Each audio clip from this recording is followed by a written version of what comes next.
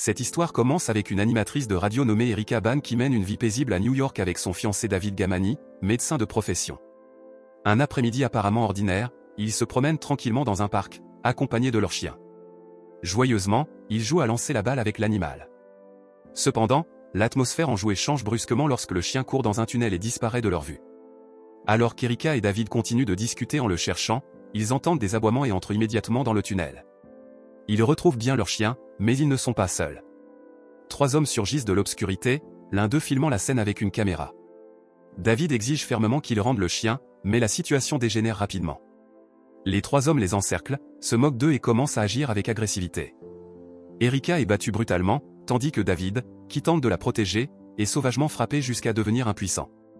La jeune femme est violemment projetée contre un mur et subit de graves blessures, tandis que David perd la vie à la suite de l'attaque barbare. Erica tombe alors dans le coma, son corps couvert de plaies, marqué d'un traumatisme profond. Pendant ce temps, ailleurs, 2 détectives nommés Mercer et Pital enquêtent sur une autre affaire à la morgue. Au départ, il s'agit d'un cas suspecté de suicide. Lorsqu'ils tentent de parler à l'enfant de la victime, ils sont confrontés au beau-père cruel, Monsieur Mollet, qui insiste pour la ramener chez lui. Le détective Mercer refuse car l'attitude de l'homme éveille des soupçons. Pour lui, la fillette pourrait être un témoin important.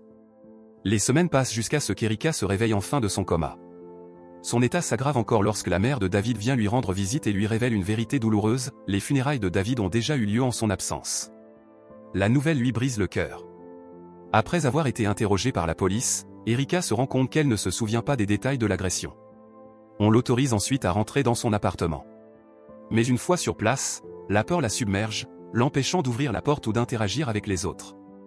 À force de courage, Erica finit par se rendre au commissariat pour demander des nouvelles de l'affaire. Mais elle ne reçoit qu'une réponse vague de l'agent d'accueil, qui lui dit que tout doit attendre son tour. Frustrée et déçue, Erica perd espoir. Elle décide de prendre en charge sa propre sécurité. Elle se rend dans une armurerie, mais on l'informe qu'un achat légal nécessite un délai d'attente de 30 jours. Dans son désespoir, un inconnu qui remarque son anxiété lui propose un raccourci. Il conduit Erica dans une ruelle et lui vend un pistolet AK-9 pour $1000, avec munitions et brèves instructions. Ce soir-là, Erica possède enfin une arme à feu. La même nuit, elle s'arrête dans une supérette pour acheter de la nourriture. La situation calme bascule soudainement lorsqu'un client furieux se dispute avec la caissière, puis lui tire dessus et la tue sur le champ. Erica se cache entre les rayons, mais son téléphone sonne, trahissant sa position. Le tireur commence à chercher des témoins et, alors qu'il s'approche, Erica sort instinctivement son arme et tire 3 fois. Une seule balle atteint sa cible, touchant l'agresseur au cou, mais cela suffit à le faire tomber. Sous le choc, Erica s'empare de l'enregistrement de vidéosurveillance sur le comptoir et s'enfuit chez elle. Peu après, les détectives Mercer et Pital arrivent sur les lieux. Ils constatent que rien n'a été volé. Les images de sécurité ont disparu et une seule balle a atteint sa cible. Pour eux, il s'agit de l'œuvre d'une débutante. Dans les jours qui suivent, Erica reprend son travail à la station de radio. Pourtant, lorsqu'elle essaie d'écrire un script, les mots lui paraissent creux. Quand elle insiste pour faire une émission en direct, son patron estime qu'il est encore trop tôt. Néanmoins, Erica insiste, car elle a besoin d'un lien avec le monde extérieur. Au studio, elle hésite à parler dans le micro, hantée par ses blessures intérieures. Finalement, elle jette son texte et parle avec son cœur, avouant que la ville de New York qu'elle avait autrefois tant aimée ne lui inspire plus que de la peur. Ces paroles touchent de nombreux auditeurs, dont le détective Mercer, qui les entend alors qu'il conduit. Ce soir-là, Erica retourne dans le tunnel où David est mort. Elle reste plongée dans ses pensées jusqu'à tard dans la nuit, méditant sur sa perte. Dans le train du retour, elle voit 2 jeunes hommes arracher un lecteur de musique à un passager, puis pousser celui-ci ainsi qu'un vieil homme hors du wagon. Erica, encore à l'intérieur, devient leur prochaine cible d'insultes. Les 2 hommes s'approchent en riant et en se moquant, l'un d'eux sortant même un couteau. Sans hésiter, Erica sort son arme et tire 4 fois droit sur eux, les tuant instantanément. Elle quitte ensuite calmement le train, bien qu'intérieurement choquée par la froideur qu'elle a acquise. Elle passe même devant plusieurs policiers sans montrer de culpabilité, avant de courir finalement se réfugier dans une salle de bain, tremblante de peur. Les détectives Mercer et Pital enquêtent rapidement sur l'affaire. Ils retrouvent le lecteur de musique, clairement volé, et confirment que rien d'autre n'a été pris. Pour Mercer, il est évident qu'un justicier rôde dans la ville. Après l'incident du métro, Erica essaie de reprendre sa routine. Pourtant, le vide et son attachement aux scènes de crime l'empêchent d'avancer. Elle déambule dans les rues, toujours consumée par l'angoisse. Pendant ce temps, Mercer commence à remarquer un schéma dans les incidents. Pour lui, toutes les attaques ont été commises par la même personne, et l'auteur devient de plus en plus audacieux. Un jour, en quittant un bâtiment, Erika croise accidentellement Mercé. Le détective la reconnaît et tente de discuter. Erika se présente rapidement comme animatrice radio, laissant même entendre la possibilité d'une interview. Mercé se retire poliment, nourrissant visiblement des soupçons, mais sans la confronter directement. Peu après, les médias locaux s'enflamment autour d'un mystérieux justicier qui sème la peur chez les criminels new-yorkais. Mercé remet le lecteur de musique trouvé sur la scène du crime à l'équipe médico-légale, espérant retracer son propriétaire et découvrir le véritable coupable. Au travail, le patron d'Erika lui dit que sa dernière émission émotive a suscité énormément d'attention publique. Il l'encourage à continuer dans ce style, mais lorsqu'elle quitte le studio, Mercé l'attend dehors. Erika hésite à s'approcher, mais Mercé vient à sa rencontre. Il dit se souvenir de l'avoir vue à l'hôpital le lendemain de l'agression et lui révèle que lui et son ex-femme écoutent son émission depuis longtemps. Il ajoute qu'il a réexaminé son dossier et promet de retrouver les coupables le plus vite possible. Erika l'invite alors à un entretien. Ils s'assoient et discutent, Erika avide de savoir comment un détective évalue une scène de crime. Elle lui demande aussi son avis sur la fusillade du métro. Au cours de la conversation, Mercé remarque Monsieur Morel, l'homme autrefois soupçonné dans la mort de sa femme. Erika commente que Morel est un homme d'affaires mêlé à des affaires louches, soupçonné même d'avoir tué sa femme pour obtenir la garde de sa belle-fille. Mercé répond prudemment, disant que légalement il n'y a pas assez de preuves, bien qu'il sache lui-même que de telles choses peuvent réellement arriver. Leur échange s'approfondit lorsqu'Erika lui demande ce qu'il a ressenti la première fois qu'il a tiré sur quelqu'un en service. Mercé se contente de lui donner sa carte professionnelle, suggérant qu'elle l'appelle hors service si jamais elle a besoin de quoi que ce soit. Quelque temps plus tard, alors qu'Erika rentre chez elle, un homme en voiture s'arrête et l'appelle. Il demande de l'aide, lui montrant une jeune fille inconsciente sur le siège arrière. Elle s'appelle Chloé, mais l'homme a clairement de mauvaises intentions. Erika comprend rapidement, le met en joue et le force à remettre son argent à la fille. Elle parvient à sauver Chloé, mais alors qu'elles essaient de partir, l'homme tente de les écraser avec sa voiture. Erika tire, provoquant la perte de contrôle du véhicule, qui s'écrase contre un poteau, tuant le conducteur. Choquée et paniquée, Erika appelle immédiatement la police, puis se cache à distance pendant que les secours arrivent pour évacuer Chloé. De retour dans son appartement, elle croise sa voisine, qui remarque des traces de sang sur son visage. Mais au lieu de poser des questions, la voisine lui donne un simple conseil, savoir toujours distinguer le bien du mal. Le lendemain, Mercé tient une conférence de presse. Erika y assiste dans le cadre de la couverture. À cette occasion, Mercé annonce que Chloé a enfin repris connaissance et qu'elle fera bientôt une déclaration officielle en tant que témoin clé. Le matin suivant, Erika retourne au studio.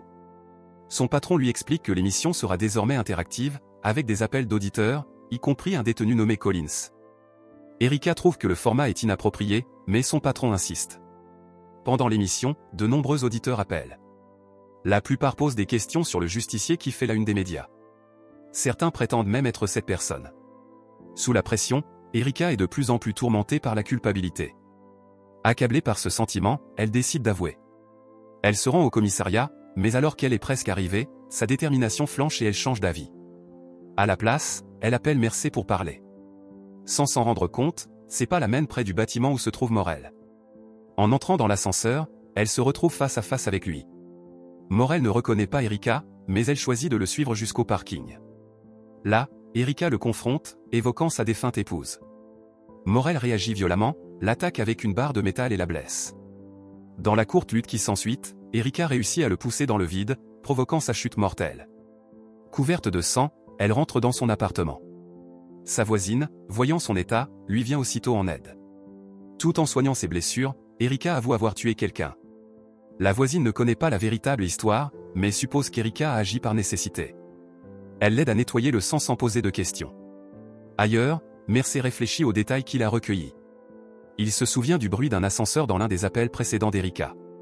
Pourtant, il reste calme, comme s'il choisissait de garder ses soupçons pour lui. Plus tard, Mercé invite Erika à l'accompagner à l'hôpital pour entendre le témoignage de Chloé. Dans la chambre, Chloé devient agitée en voyant Erika. Elle la reconnaît clairement, mais lorsque Mercé lui demande si elle a vu quelqu'un cette nuit-là, Chloé répond non, comme si elle cherchait délibérément à protéger Erika. En sortant, Mercé demande pourquoi Erika l'avait appelée la veille. Elle répond brièvement qu'elle n'arrivait pas à dormir. Peu de temps après, l'enquête identifie le propriétaire initial du lecteur de musique volé dans le train. Il déclare qu'il n'avait vu qu'un vieil homme et une femme dans le wagon.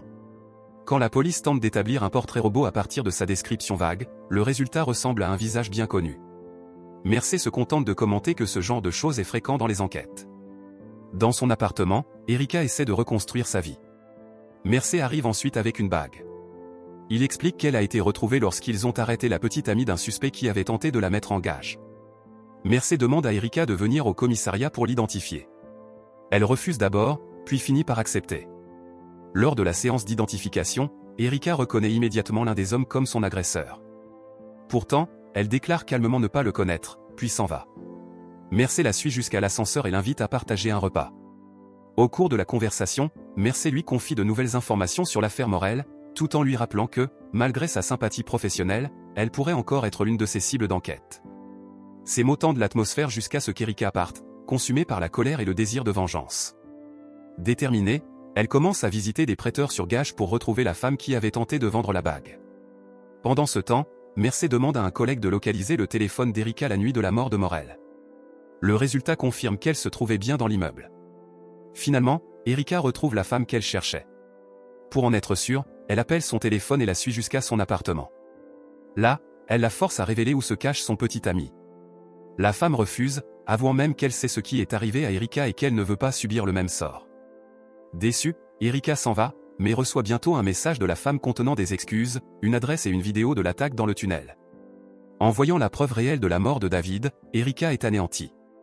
Elle éclate en sanglots, puis envoie un dernier message à Mercé, en joignant la vidéo comme un adieu.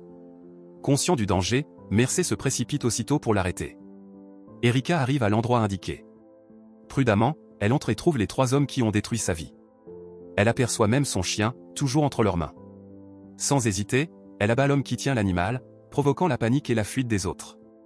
Erika se cache, puis tire dans le dos de l'un d'eux lorsqu'il passe à proximité. Il ne reste plus que le dernier, le principal responsable du meurtre de David. Erika le poursuit, mais dans la lutte acharnée, il prend le dessus et l'étrangle brutalement. Au moment critique, Mercé arrive et intervient, donnant à Erika la possibilité de saisir son arme. Remplie de rage et de vengeance, Erika s'apprête à l'exécuter. Mercé essaie de l'arrêter, allant jusqu'à lui arracher l'arme des mains. Mais, contre toute attente, il lui tend son propre pistolet, comme pour lui accorder la liberté de choisir. Sans hésitation, Erika appuie sur la détente et tire, mettant fin à la vie de l'homme. Après cela, Erika se résigne à son sort, mais Mercé refuse de l'arrêter. Pour couvrir son implication, Mercé demande à Erika de lui tirer dans le bras afin qu'il puisse inventer une version de légitime défense. Erika s'exécute, et ils se séparent en silence tandis qu'elle le remercie. Mercé lui rend ensuite son chien, appelle les secours et est emmené par ambulance.